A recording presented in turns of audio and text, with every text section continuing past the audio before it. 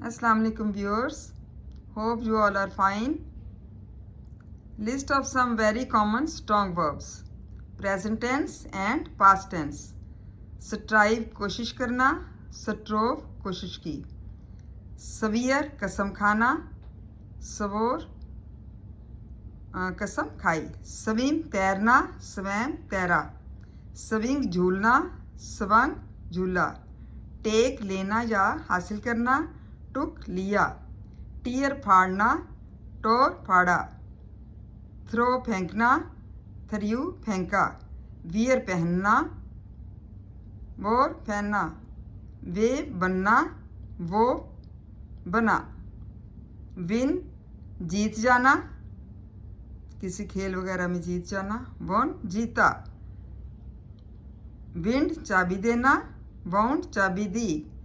Bring निचोड़ना, रंग निचोड़ा.